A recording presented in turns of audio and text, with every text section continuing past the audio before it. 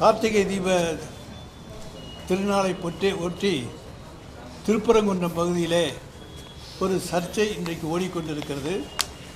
அது இன்றைக்கு தமிழகத்திலே ஒரு பேசு பொருளாக ஆகியிருக்கிறது. மதவாத சக்திகள், இந்துத்துவ அமைப்புகள் எப்படியாவது தமிழ்நாட்டிலே காலை ஊன்ற வேண்டும், அதை எந்த வழியிலாவது தாங்கள் காலை ஊன்றுவதற்கு வழிகாண வேண்டும் என்கின்ற நோக்கத்தோடு செயல்பட்டு கொண்டிருக்கிற இந்துத்துவ அமைப்புகள் எதை கையிலே எடுப்பது என்று தெரியாமல் முழித்து கொண்டிருக்கிறார்கள்.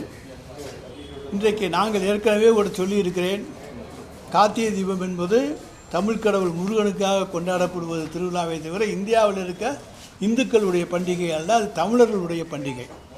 உலகெங்கும் இருக்கக்கூடிய தமிழர்கள் கார்த்திகை திருவிழாவை கொண்டாடுவார்கள்.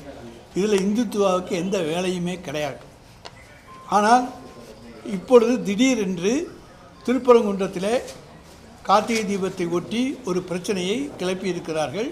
நீதிமன்றத்தை அணுகி அங்கே ஒரு உத்தரவை வாங்கியிருக்கிறார்கள்.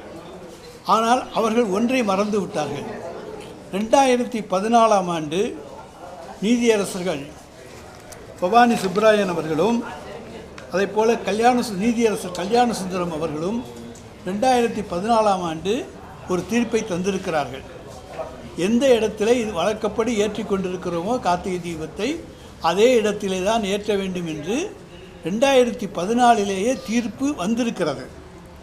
ஆனால் அதை புரிந்து கொள்ளாதவர்கள், அதை அறிந்து கொள்ளாதவர்கள், அதை பற்றி தெரிந்து கொள்ளாதவர்கள் ஏதோ ஒரு புதிதாக ஒன்றை கண்டுபிடித்ததைப் போல நேற்று முன்தினம் நீதிமன்றத்தை அணுகி எங்களுக்கு கார்த்திகை தீபத்தை விளக்கேற்றுவதற்கு அனுமதி வேண்டும் என்று கேட்டு ஒரு இடத்தை குறிப்பிட்டு கேட்டிருக்கிறார்கள். அதற்கு அந்த நீதிபதியும் தீர்ப்பை தந்திருக்கிறார். ஆனால் ஒரு நீதிபதி நாங்கள் சட்டத்தை மதிப்பவர்கள், நீதிக்கு தலைவணங்குபவர்கள். எங்களுடைய மாண்புமிகு தமிழ்நாடு முதலமைச்சரை போல சட்டத்தை மதிக்கக்கூடிய ஒருவர் இந்தியாவிலேயே கிடையாது. அந்த அளவுக்கு சட்டத்துக்கு மரியாதை கொடுப்பவர், சட்டத்தின் ஆட்சி தமிழ்நாட்டிலே நடக்க வேண்டும் என்று விரும்புகின்றவர்.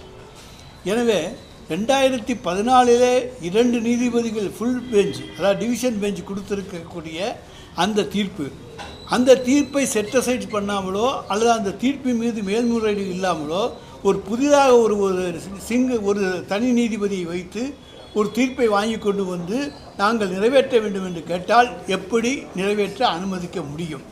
அப்படி அனுமதித்தால் தமிழக அரசின் மீது என்ன குற்றச்சாட்டு வரும் என்பது உங்களுக்கு தெரியும். எனவே 2014 தீர்ப்பின்படி நாங்கள் நடந்து கொண்டிருக்கிறோம்.